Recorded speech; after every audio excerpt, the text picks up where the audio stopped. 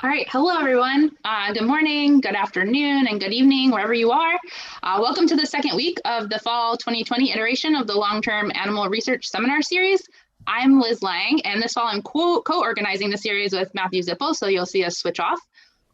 For anyone who's new to this series, the goal is to highlight the power of long-term studies of animals to reveal otherwise hidden phenomenon in animal behavior, life history, population dynamics, and evolution.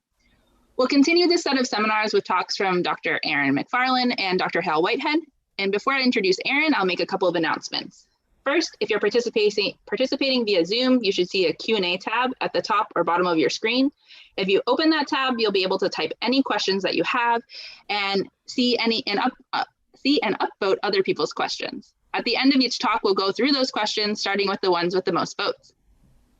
If during the talk you have a clarifying question that you feel like needs to be addressed during the talk in order for you to understand something, you can type clarification in capital letters at the start of your question. And Eryn and Hal have said that they will do their best to answer those clarification questions in real time. Lastly, recordings of these talks will be available on YouTube shortly after they conclude. So if you need to leave early or know of others who are unable to attend live, this talk will be available for viewing and reviewing as many times as you want after it's complete.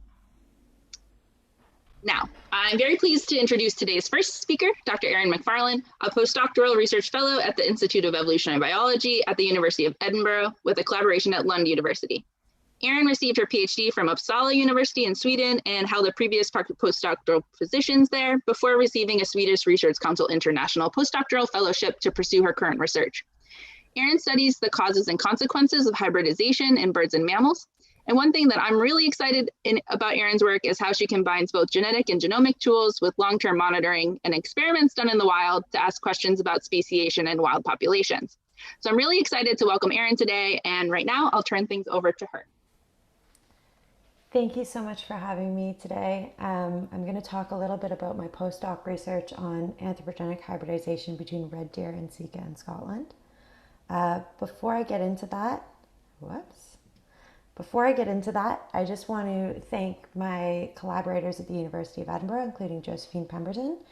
I want to thank the folks at Forestry and Land Scotland, specifically Kevin McKillop and Fraser Robertson. They're the folks who collect all of the data for the Red Deer Zika project, as well as the Swedish Research Council, who pays my salary and lets me be here. So thank you again for having me. So anthropogenic hybridization, or hybridization caused by humans or human-like processes, is an insidious process that can be hard to detect. And the reason for this is that as hybridization goes on, you get more and more hybrid individuals, and you get individuals who, through the process of backcrossing, which I'll talk about, are harder and harder to see because they have less and less of an introduced genome. And this can lead to a decline in native species, which eventually can lead to extinction via hybridization if you have no native individuals left.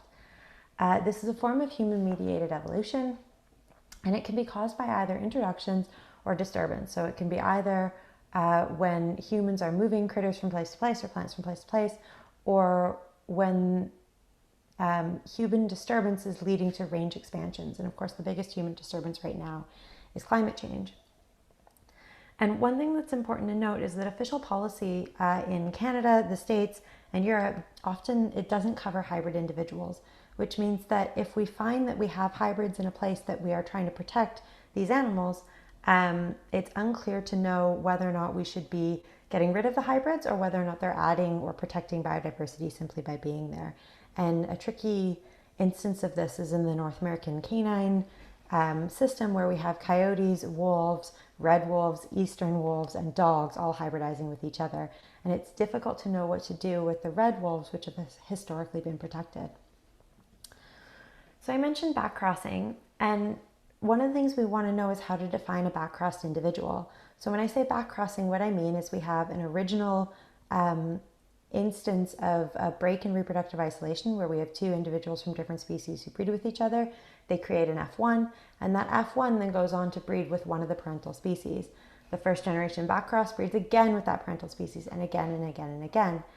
And what this does is it means that we can have introgression of this non-native genome. In the case of my cartoon here, the genome from the spotted brown deer being brought into the big red deer population. And they'll be all of the descendants of this pedigree are themselves hybrids. And so that's important to remember, that all offspring of an admixed individual are themselves hybrids. And again, this can lead to allele frequency differences over time. And eventually, what we can see is that there's allele replacement in the native population. So there are many questions we can ask using anthropogenic hybrid zones, but the two I'm going to address today are how many animals in the population are hybrids, and this is an individual question. And then we can ask which loci are involved, and this is a question looking at the genes that may or may not be introgressing at different rates between the two species. So I'm going to start with how many animals in the population are hybrids. So I work in an anthropogenic hybrid zone between red deer and Zika. So this is in the Scottish peninsula of Kintyre. And on the right here, we have two beautiful deer. The big one in the background is a red deer stag, and the littler one in the foreground is a Japanese Zika. And these introduced Japanese Zika have been brought all over Europe, including to Ireland and Scotland, and they hybridize with the native red deer. And this system has been well studied by Josephine Pemberton and her colleagues Helen, Steph, and Darren Hunter, and now me.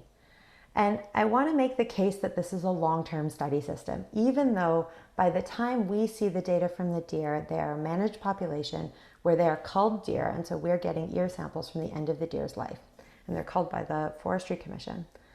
And so things that we know about this population, we know that Zika were introduced to Ireland in 1860, and we know that deer from a deer park in Ireland were brought to Kintyre, Scotland in 1893. Sometime during the war, these Zika escaped, descendants of these Zika escaped in Kintyre, and we started seeing putative hybrids in Kintyre in 1970. So we have an idea that hybridization has been happening since at least 1970, but it could well have been happening in the deer farm back in Ireland. Since then, there's been a number of different studies on this population that have used molecular markers as we've learned more about the genome, and then also has sampled more deer and resampled the deer that we've seen before, which means that we have both temporal and spatial data going back to 1994. So the first studies used 2 allozymes and 2 microsats. Since then, we've gone to 11 microsats and then 22 diagnostic microsats, and now I'm using 45,000 SNP markers, including about 615 that are diagnostic. And again, we've sampled and resampled deer. So we started with 200 deer that had been culled and we had ear samples for. We got up to as many as 3,000 deer, for which many of those samples are still in the freezer and we're hoping to get to. And 513 deer have been genotyped on the SNP chip. So when I'm talking about SNP data, I'm using admixture estimates or a Q-score or a hybrid score from admixture. This is the same algorithm that structure uses, if one's familiar with structure or fast structure, and it's consistent with the point estimates from fast structure. One thing that I do that is different from some similar studies is I use species assessment using credible intervals. So if an individual CI overlaps 1, we call it a red deer. If it overlaps 0, we call it a Zika. If it overlaps neither, we call it a hybrid. This is a hill I'm prepared to die on, and I'm really happy to talk about this with anybody who wants to, because this is in contrast to using a threshold model. So what we found in our 513 deer is we found that we have a lot of variation in hybrid score. So this plot is individual deer along the x-axis and the proportion red deer from 0 to 1 along the y, where 50% is could be an F1. And here, all of the deer that are in blue are Zika, all of the deer that are in red are red deer, and everybody who's in purple is a hybrid. And so we find hybrid across the range. The other thing that we found is we found 222 hybrid deer, and this is almost twice as many hybrid deer as we'd found using our diagnostic microsats. So I'm going to show you 2 plots now. The plot on the top are deer that using our diagnostic microsats we thought were red deer. The plot on the bottom are those that we thought were Zika. And when we apply our SNPs to this, we find quite a number of presumed red deer are in fact hybrids, and quite a number of presumed Zika are in fact hybrids as well. And so most of the additional hybrids that we found are those that are very close to the boundaries, that with these 45,000 SNPs, we're able to say, no, in fact, this is a very late generation backcross, whereas before we thought that it was a pure species individual. So all that together, the average hybrid score is 0.6 or so, which means we have hybrids really across the whole distribution of admixture scores. They span between 0.008 and 0.992. So we have quite a lot of ability to differentiate from the pure species. And this is consistent with 6 to 7 generations of backcrossing, which in terms of time for the length of generations that a deer has, brings us back to the 1970s. What I can tell you is of these deer that we've genotyped, we have no F1 individuals. We have a couple of individuals who overlap, the CIs overlap 0.5, but when we look at our diagnostic markers, it's clear that they're late generation backcrosses. One other thing that I can tell you is that there are 9 individuals in the sample with CIs that overlapped 0. So they were Zika-like, but they still had a red deer mitochondrial DNA, which means that even with 45,000 markers, we were still unable to find all of the backcrosses in this population. One could and probably should talk about whether or not we care about backcrosses that are so far gone that we can't even detect them. And I tend to think of that as a policy question that now we can ask independent of what we can detect. And I'm really happy to talk about that as well. So the next question we can ask is which loci are involved? And the reason that we might do this is because there's a lot of variation in how quickly different loci are moving across the genome. So here is just an example of the first 10 chromosomes looking at the FST between red deer and Zika. And this is just map position along chromosome. It's standardized to put the graph all in one place. And what I want you to see here is that there's just heaps of variation on each chromosome in FST. So in some places there's extremely low divergence, and in some places there's extremely high divergence. And this is across the entire genome. The only thing that sticks out that I haven't got here is the X chromosome tends to be a little bit more diverged. So we can use a method known as a Bayesian genomic cline to then look at the rate of introgression for each of these alleles from red into Zika or Zika into red. And the way that these clines work is we have a hybrid score of a hypothetical individual, so from 0 to 1, that's along the x-axis. And then we have the probability of ancestry for each individual locus.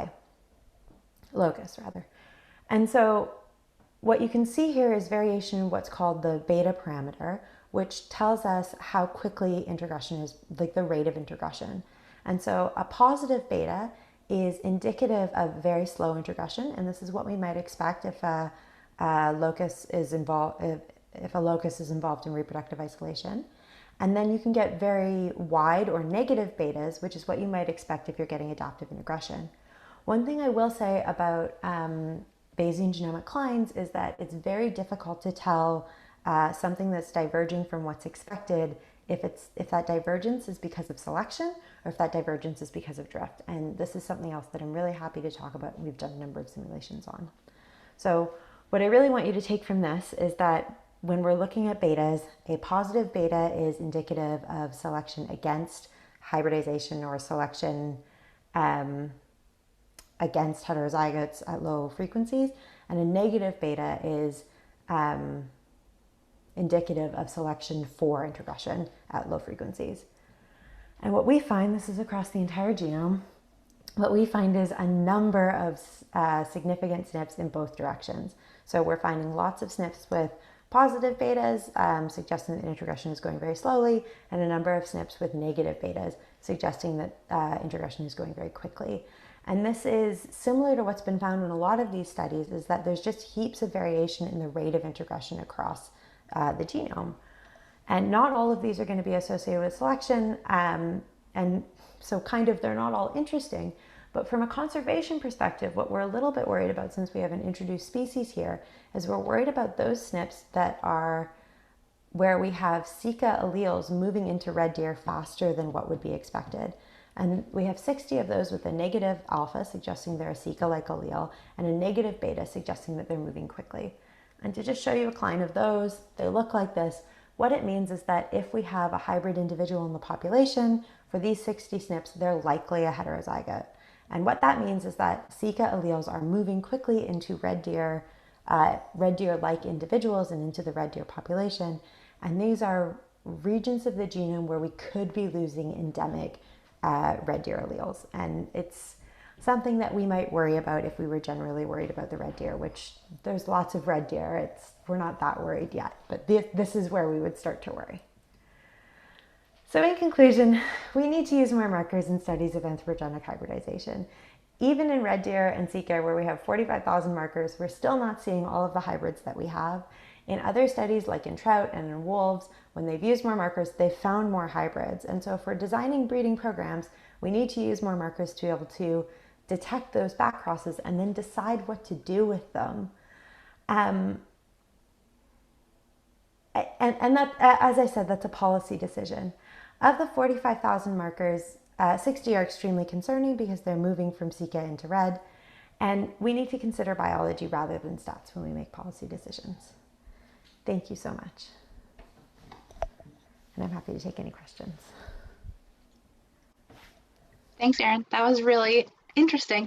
To start it off, Emily Levy has a question where she says, first, awesome talk. What does it mean that you didn't detect F1s despite the fact that there are lots of non-hybrids? Does this suggest some sort of assortative mating or other mating mechanism? That's a super good question, and it's one that we're really interested in. We don't have any behavioral data in the system. It would be really hard to see because, the questions, I should stop looking at them and just listen to you. It would be really hard to see because they're forest dwelling critters, so we don't know that much about the behavior. What we do know is we get clumps of Zika and clumps of red, and there probably is assortative mating going on there. The ongoing hybridization is probably back crosses that are just breeding further and further. So I do want to look at assortative mating genetically, and it's something that we're looking at, but as of right now, I don't know, except that, yeah, there probably is pretty strong reproductive isolation, or they would be bumping into each other more, and we would see those F1s. Great. Okay, and then Mark Huber says, do you find any sex-specific backcrossing patterns? Your diagram showed that it's always the hybrid females that are mating with the red deer. Is that what you're seeing, or is there something different? No, so we are getting mating in both directions, which is a little funny if one thinks of a little Zika stag and a pretty big female red deer, but we are seeing mitochondrial integration in both directions. Okay, and then are you planning to look at what genes or functional sites those intergressing SNPs might be associated with? So we've talked about this a lot. It's another really good question. We've talked about this a lot. The thing that concerns me about this is that we really don't know if these SNPs are intergressing because of selection or because of drift. And I would hate to start telling just those stories for something that's moving because of drift. And so when we've done simulations using similar data and simulated data, we found that it's really not uncommon to get lots and lots and lots of alleles moving faster than would be expected, so significant alleles or significant SNPs due to just drift alone. And so I think that if we saw a number of SNPs that were significant kind of all in a row, then we might start to look for functionality. But given that we're seeing significant SNPs across the entire genome, I think that it's more likely to be drift than it is to be selection, honestly. Great. And then one last question from Susan Alberts, who says, nice study, thanks. She may have missed this, but do you see any evidence that hybrids experience disadvantages relative to the parental types? So again, we don't know. We don't have the long-term fitness data on these guys. What I can tell you is that other simulation studies have shown that even if hybrids have only 1/10 of the fitness of the parental types, the number of hybrids in the system will increase. And so we don't know if they have a disadvantage, but clearly they are fertile enough that it's a ballooning problem. Okay, thank you very much. And we will now move on. So our second speaker today is Dr. Hal Whitehead, who's a professor of biology at Dalhousie University. And Hal heads a lab group that studies the behavior, ecology, and population biology of cetaceans. And his group has started and maintained long-term research projects on sperm, northern bottlenose, and pilot whales. And through these studies, they've contributed to the fundamental knowledge of social organization and cultural transmission. And this provides useful knowledge that aids in the conservation of the species they study. His work is integrative and foundational, and I'm thrilled to welcome him as a keynote speaker for the fall version of the seminar series. So welcome, and I'll turn things over to you now if you want to start sharing your screen.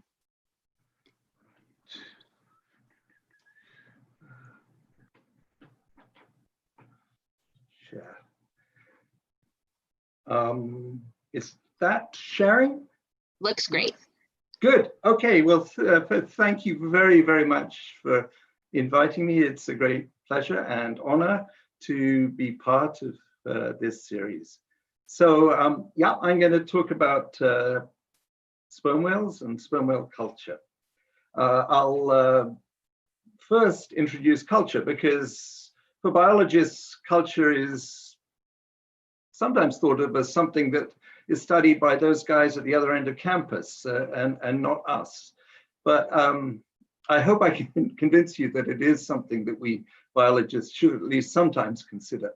And then I'll introduce the sperm whales, mention how we study them, and then our big discovery, finding the sperm whale cultural clans.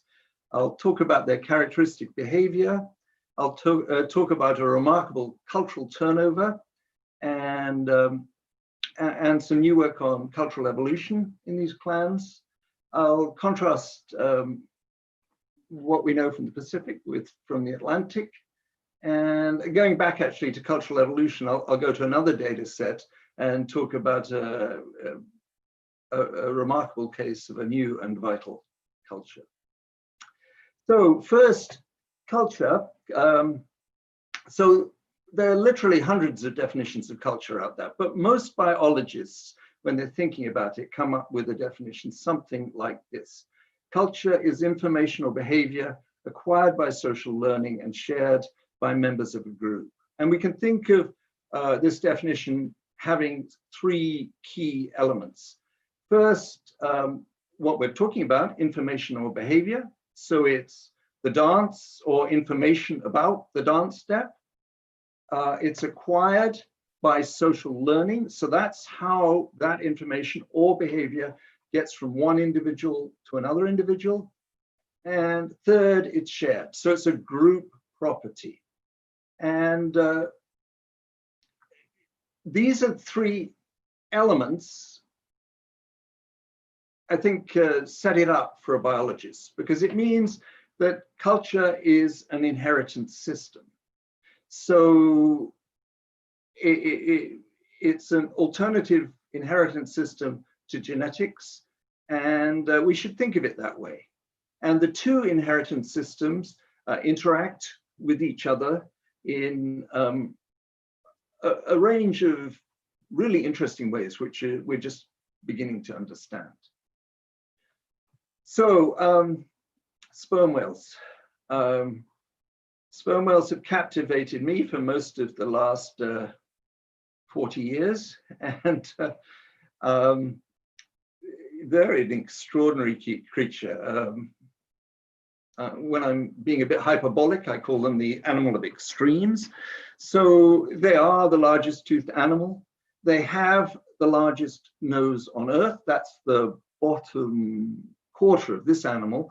If it was a big male, its nose would be a third of its length. It's a vast schnoz out there. And this is used, we now know, to create the most powerful sound any animal makes, the sperm whale echolocation click. And this is what it surveys the ocean for to find the food, which allows it to build its big body. It also allows it to have a very large brain. It's got the largest brain on Earth, and it goes on and on. So this species also has the greatest sexual segregation of any species. The females with their young are found in the tropics and subtropics, whereas the adult males are mainly in the polar waters. So that's pretty odd. And then if you look at it on the big scale, sperm whales are found all around the world, and the current population of sperm whales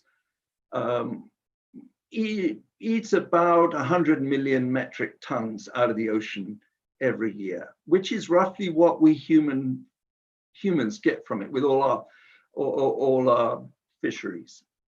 And there used to be about 3 times as many sperm whales before we started killing them in the 1700s.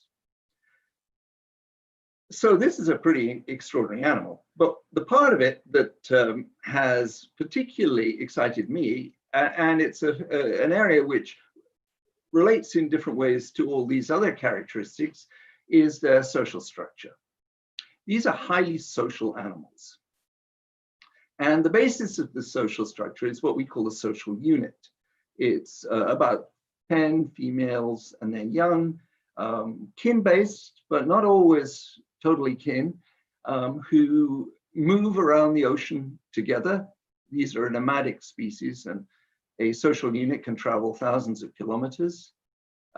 As they're doing this, they cooperatively care for the young. The adult females have to make deep dives hundreds of meters below the surface to get their food, deep water squid. And when they're doing this, juniors usually left at the surface, and there's usually another member of the social unit with junior. So one of the other females, or maybe one of the young males. The females also suckle each other's young, and if they're attacked by predators, they defend themselves communally. The males leave these social units in their teens, move to higher latitudes and get bigger and bigger until they get to be about 3 times the mass of the females. And then in the late 20s, the males will start coming down to the tropics to mate, and they will move between the groups of females. And as far as we can tell, the primary form of sexual selection here is female choice. The females seem really keen on some of the males and don't care at all about the others, even though they may have just swam all the way down from Greenland.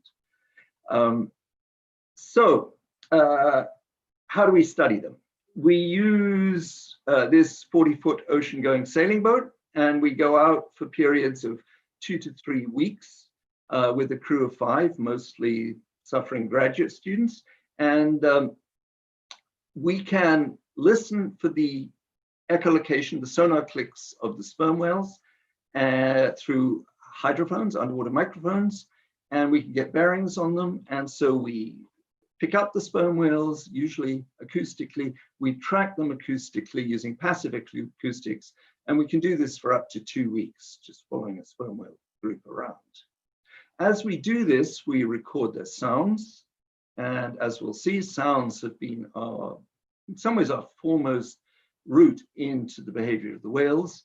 But we also photo identify them to take pictures so we can tell Joe from Susie.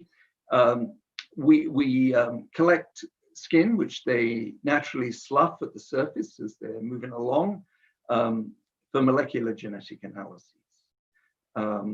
So those are our main research techniques, and we've been doing this for some years. And I'm going to talk about studies in the Eastern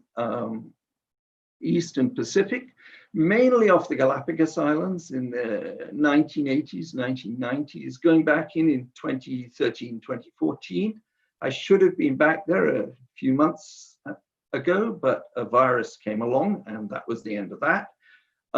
We've also done work in other parts of the Eastern, in other parts of the Pacific, such as Chile and in the Sea of Cortez in Mexico. In 2005, Shane Giro, who at that time was a master's student in our lab, started a study of Dominica in the Eastern Caribbean, and he has kept that going ever since. First as a master's student, then as a PhD student, and as a postdoc, and now he's a big fancy researcher with huge grants. But we've kept collaborating with him and finding out stuff, extraordinary stuff. And we've done work in other places in the Atlantic, for instance, in the Sargasso Sea, a bit closer to you guys do, but still a long way from anywhere. And it has the advantage that it's outside everyone's territorial waters, so you don't need permits, but has the disadvantage that it can get incredibly rough out there. So we stopped that after a few incidents. Okay. I mentioned that sound is perhaps our best route into the lives of these animals. And they mostly make their clicks, the output of this great nose, for echolocation, but they also pattern the clicks and use this for communication. I'm going to try and play a sound now. I don't know if this will go through. You can nod, or if it doesn't work, I'll pretend I'm a sperm whale and do my best. No? Yes? We can't hear it, unfortunately. You might have to pretend to be a sperm whale. I think I'll have to pretend to be a sperm whale. So it goes like this. Click, click, click, click, clickety, click, click, click. And so you can get two sperm whales going back and forth like that. And in the end, they'll do it. They may, and in my example, they did this, where they did the click, click, click, click, and the click, click, click, click on top of one another, kind of like a duet. So this is a nice communication system for us scientists because it's very easily digitized, and you'd think really easily analyzed. But we've been analyzing these, and other people have for 30 years, and we have nowhere got to the bottom of what the sperm whale coda is about, what information it contains, and so on. But let's see, one more. Let's try that. Here we go. In 2001, it was published in 2003, Luke Rendell and I made what I think is the biggest discovery of my career, and it's illustrated here. So this is from the Galapagos, and these are Galapagos social units. So along the columns represent different social units. This is social unit A, going down this way. This is social unit S, and this is social unit A, which had split by that time into A1 and A2. So this is A2, but was getting together with B, and so on. And the different rows here are the different codas. So 3R at the top is click, click, click. 5 plus 1 towards the middle is click, click, click, click, click, click. So we knew that the different social units tended to make different codas, but when we arranged them like this, wow, it became apparent that there was an extraordinary pattern here. We had a bunch of social units in the green who make 5R, 6R, 7R, and 8R. So the filled circles are ones made, they're 10% or more of the repertoire of that social unit. The unfilled circle is just that they made it sometimes. So these green social units made these R codas, which are the regular ones, click, click, click, click. Then there's the blue ones, which make the 4 plus 1, 5 plus 1, 6 plus 1. So these are click, click, click, click, maybe a bit like the Canadian A on the end of a sentence. And then there was unit T, which was totally weird. So we thought it was pretty fascinating. And then we tried to relate it to the social structure. So this is a network diagram of these whales off the Galapagos Islands. And the different social units are surrounded by circles. The different little squares or circles are the individuals. The links in this diagram are how much time they spent with each other. And as you can see, most of the associations are within the social unit, but the social units form groups with each other. So there are social units. This is A and B. who spend a fair amount of time together. And off the Galapagos Islands, when we meet them, there are usually 2 social units there. One thing to note here is whereas there are links between the social units in the top and links between the social units at the bottom, but none between the 2. If we add that now to this network diagram, which is about acoustic similarity, so how similar the Coda repertoires are, we find that the ones at the top in green, those are the equivalent social units, the one on the left side of this diagram, have very similar repertoires as do the ones at the bottom. And the ones at the top, this is what we call the regular clan. So these are the ones who make regularly spaced clicks, and the ones at the bottom are the +1 clan, which make the extra click at the end. And so we seem to have these social units being divided into these 2 clans, and relationships between units only occurring within the clan. Well, we wondered what was going on with, I mean, these are all off the Galapagos Islands. We wondered if they were different subspecies or what was going on. So we looked at the genetics. And I think the key element here is that there's no nuclear difference at all between them. In fact, rather less than one would expect, which may be explained by males mating across the clans. There is a difference in mitochondrial DNA, which one can explain by females generally almost always staying within the clan in which they were born. But without any nuclear differences between the clans, it seems very unlikely that this difference, or the ones I'll talk about next, have any direct genetic basis for the difference between the 2 clans. So the conclusion we make, which we think is well-founded, is that these differences are due to culture, and that the dialect of a particular individual in a particular unit comes from her social learning from the other females in her social unit. And so in that sense, it's cultural.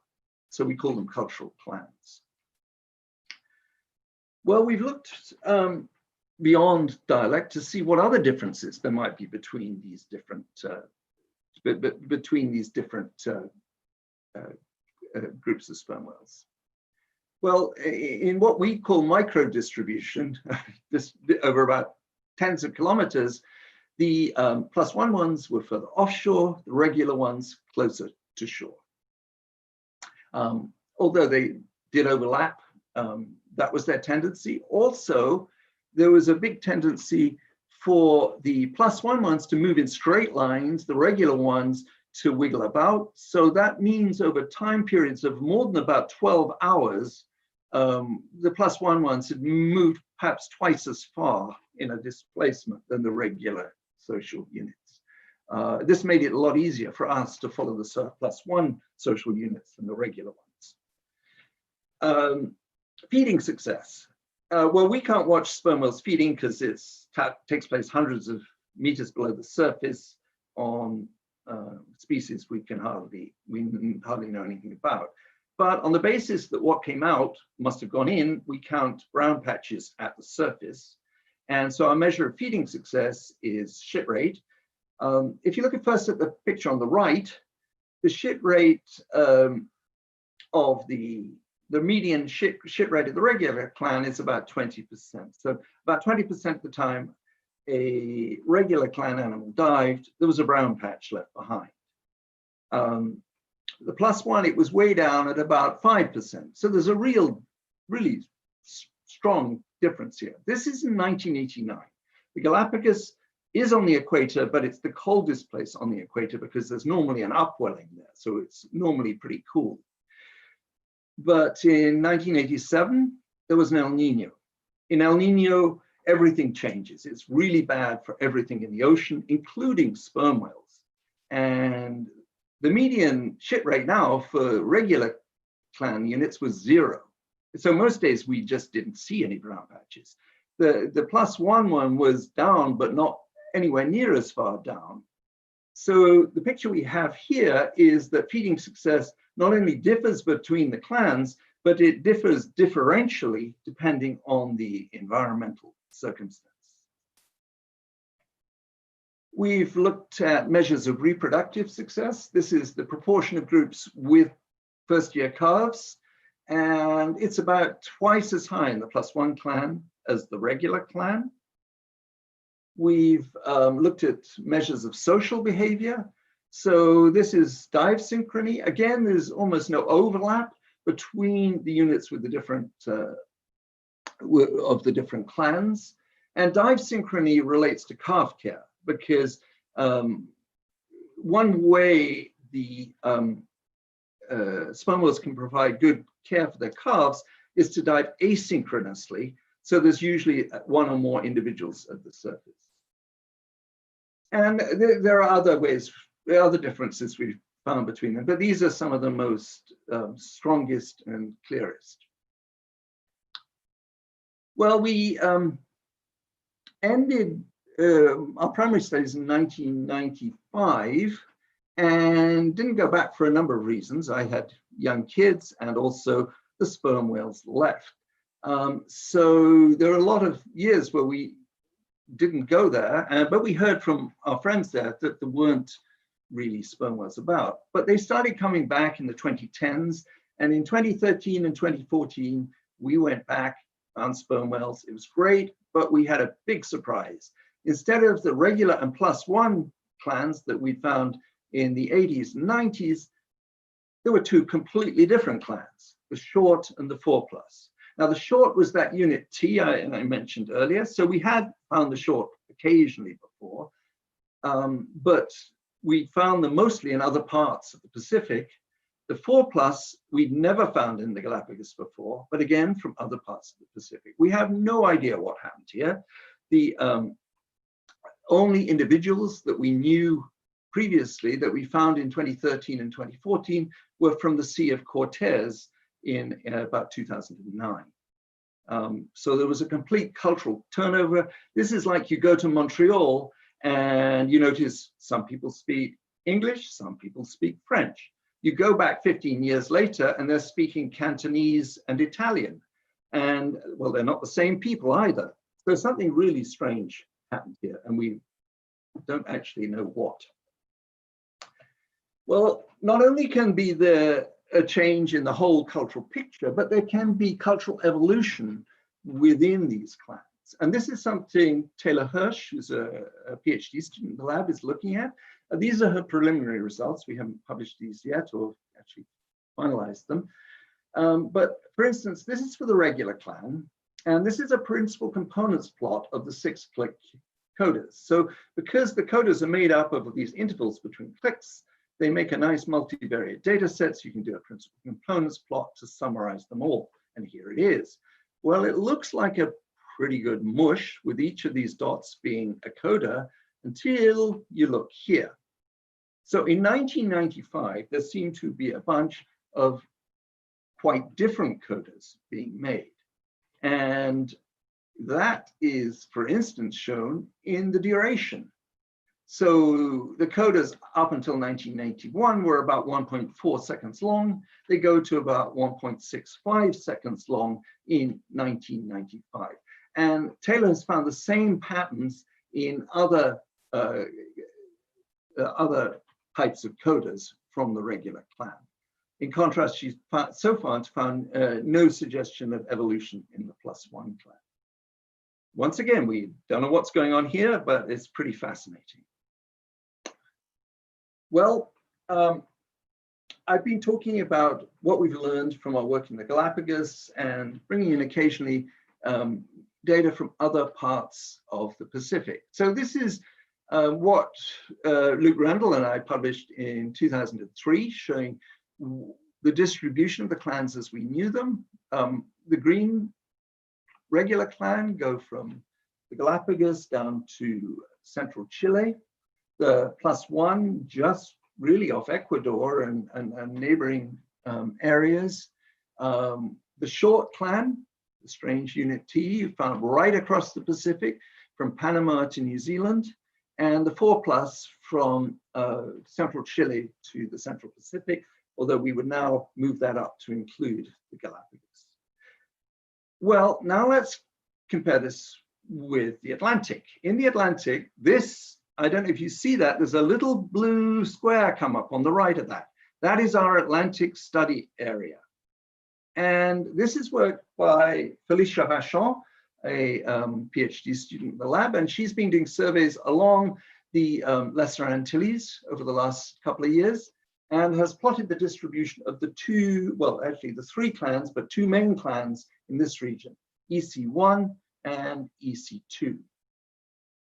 So here you can see, once again, a difference in the distribution of the clans, although there is certainly some overlap, but the scale is utterly different.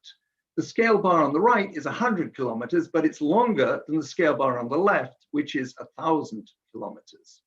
So these and other data suggest that things are happening at a very different scale in the Atlantic than the Pacific. And once again, we don't know why, but we have some suggestions. Well, I'm going to now go back to cultural evolution, but talk about a different data set. And this comes from the 1820s. And it's work I've done with Tim Smith and Luke Rendell. What we're looking at is the adaptation of sperm whales to open boat whalers. So open boat whaling, as depicted rather dramatically here, was a major industry of the 18th and 19th century. So the merchants of Nantucket, who owned the boat on the right, the big boat, were, well, and the small boat, but they probably disown it at this point. They were the Texaco of that era, right? So this was a huge industry. And luckily, during this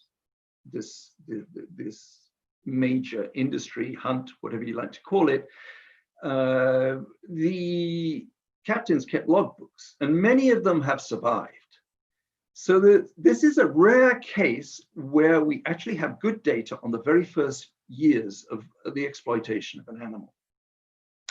And these logbooks have now been digitized, and we use them here to examine a hypothesis I first learned about from the historians Bathsheba Demuth and Ryan Tucker-Jones, who suggested that decreasing success by whalers in the first years of exploitation by industrial whalers was due to learning amongst the whales.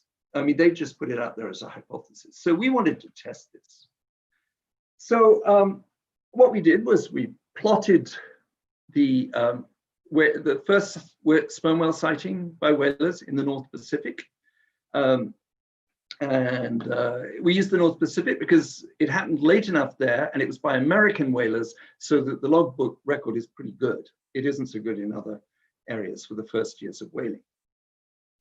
And then, as you can see, it started around Hawaii, 1819, and then spread over the rest of the North Pacific. And so we looked at the strikes per sighting day. So this is the rate at which the whalers managed to harpoon whales per day on which they saw them. And then on the x-axis is the years since the first sighting in a region about 1,000 kilometers across. And what you see is that this declines very dramatically over the first few years. So it supports the hypothesis that these historians have put out but in this case with sperm whales, they'd suggested it for other species. In fact, it's a 58% roughly drop in success over about 5 years or so. And the scale of this is 2 to 3 years. Well, we wondered what was going on here. And we looked at a number of hypotheses. The first one was that these first whalers were particularly fine whalers. They were the first guys to explore these things, and they were way good whalers. But in fact, if you look at how well they did in other parts of the world where whaling had been going on for quite a long time, they weren't any better than anyone else. So that didn't work. The second hypothesis was vulnerable individuals, that there's some individuals which are sick, old, stupid, or whatever, and get killed very quickly. And once they're gone, things level out. That's the red line here. And it produces a decline, but not anywhere steep enough to model what we're finding here. Another is within unit social learning.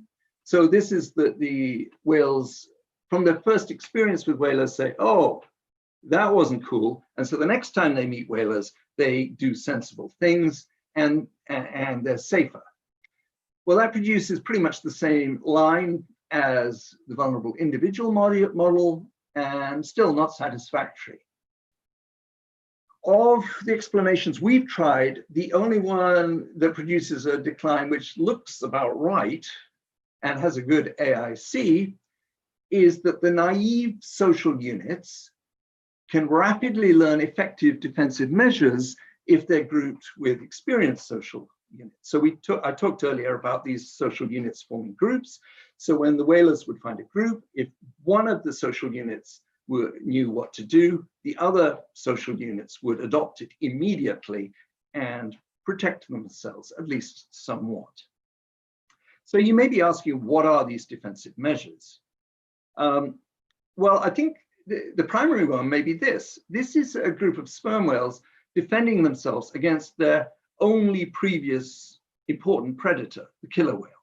And as you can see, they cluster tightly. And you can't see that, but there's a little calf stuck right in the middle of this group. And they beat off the killer whales with their tails and with their jaws. And it's usually pretty effective. But this is exactly the wrong thing to do if you're faced with a bunch of humans in a boat throwing harpoons. You're a static target for them to throw their harpoons at. So stopping doing what they were used to doing would be step number one. What else can they do? Well, they can alarm each other. They do that with the killer whales. They can flee. They can swim upwind. If you're fleeing, these guys find it hard to row upwind, so that's a good thing. You can dive deeply. They can't follow you for the underwater, unlike the killer whales. And if worst comes to worst, you can attack them. And so these are the kinds of things we're thinking that the whales started doing. And there's evidence from the whalers' writings that they did do this. They suspected them of doing all these things, and that was making their lives harder. So here we have rapid social learning within 2 to 3 years over thousands of kilometers. And this is pretty unusual in our knowledge of social learning in non-humans.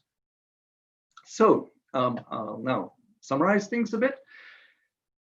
We think that culture governs a large part of the lives of these whales, and probably also forms a large part of their identity. So for a sperm whale, she is part of a social unit, and that's really important, her family, we might say. But being part of the clan is important too. So it's dangerous to make human comparisons, but like for us, each of us, our family is important, and our ethnic group may be important as well. Well, sperm whale cultural clans contain characteristic, multifaceted cultures. They are sympatric, so they're found in the same area. They're large scale, a much larger scale in the Pacific than the Atlantic. These cultures evolve, and in one case, apparently very rapidly in the face of a new threat. There's been at least one very strange cultural turnover where the individuals and the cultures in a region changed totally. And we begin to reveal these things from decades at sea and start to use them as we think about how can we conserve these extraordinary animals. And so sperm whales have become a sort of poster child for the importance of bringing in culture, at least for some species, as we think about conservation. But there's so much more to learn. I think we've only sort of scratched the surface. Yeah, I mentioned the significance for management and conservation. So finally, I'd like to thank all the people who are on the boat at sea, collecting all this data, the students who formed a lot of that crew, but also did a lot of the analysis back in the lab, and in particular, some colleagues of mine who were or are PhD students in the lab, and in the first three cases have gone on to major academic careers of their own. Luke Rendell at St Andrews, Shane Giro at Carleton, and Mauricio Cantor at the Max Planck, and current PhD students Taylor Hirsch and Felicia Vachon, and also our funders, who's mainly the Natural Sciences and Engineering Research Council of Canada and the National Geographic. So thank you very much.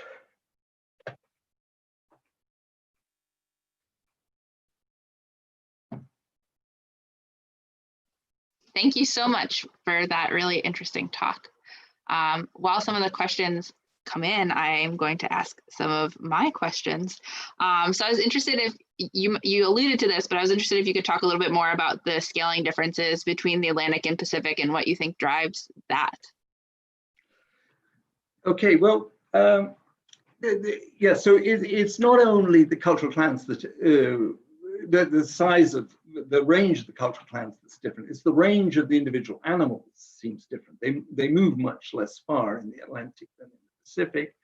There's also differences in the group size. So the groups in the Atlantic are often just one social unit. The groups in the Pacific are typically 2 or 3, so 20 to 30 animals rather than 10. And there's several other differences. So we're not sure why this is. And this is consistent, or a lot, where we've been able to measure this, this is consistent across different study sites in the Pacific, so in the Sea of Cortez in Chile, and in the Atlantic, in the Azores, in the Gulf of Mexico, in the Sargasso Sea, like the Caribbean. And so the one of the explanations for this is that it's ultimately down to oceanography. So the Pacific sites are on the western side of an ocean, and the Atlantic sides, with the possible exception of the Azores, which is sort of in the middle, are on the eastern side. Sorry, put that the other way around. The Pacific one's on the eastern side, the Atlantic one's on the western side. Now, because currents go clockwise in the northern hemisphere and anti-clockwise in the southern hemisphere, in these tropical, semi-tropical areas, on the western side, you tend to have cold currents coming down. On the western side, you have warm currents coming up, like the Gulf Stream. And on the eastern side, you have cold currents coming up, like the Humboldt current. And so that really changes the oceanography between these different sets of study areas. That's explanation number one. Explanation number two is that it's modern whaling. So while modern whaling started in the Atlantic, the study sites we've been talking about in the Atlantic, with the exception of the Azores partially, have largely been spared the most recent phase of modern whaling. Whereas in the Pacific, they were hit really heavily by whalers from Peru and Chile and pirate whalers and so on. So it could be seen as some kind of reaction to this whaling, and that's changed everything. And the third explanation is that most of our examples of killer whales attacking sperm whales are from the Pacific, and there's very, very few from the Atlantic. And so that may be another explanation. And so in that case, it sort of the whole differences in the cultural lives of sperm whales comes down perhaps to this cultural difference in killer whales. We like sperm whales to eat in the Pacific, but in the Atlantic, ugh. That's really interesting. So does that mean then that if you looked at the whaling pressure in the Atlantic, you would see really differences in cultural evolution rates then, do you think, or for even the Coda usage? Yes, possibly. And so Taylor's looking at that. So she has a long-term data set from Dominica in the Eastern Caribbean, and she's looking in a similar way to the way she's done in the Pacific to see if those repertoires have changed with time, but she hasn't finished that yet. So we'll see. Yeah, that's a really interesting point. Great, cool.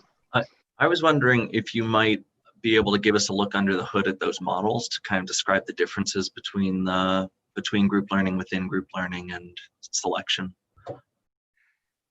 Yeah, okay, so the vulnerable individual model works like this, that we have a population which has a certain proportion of vulnerable individuals and a certain proportion of not vulnerable individuals. And so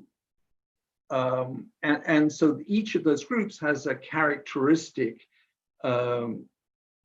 vulnerability to the whalers, much higher in the first case than the other case. So then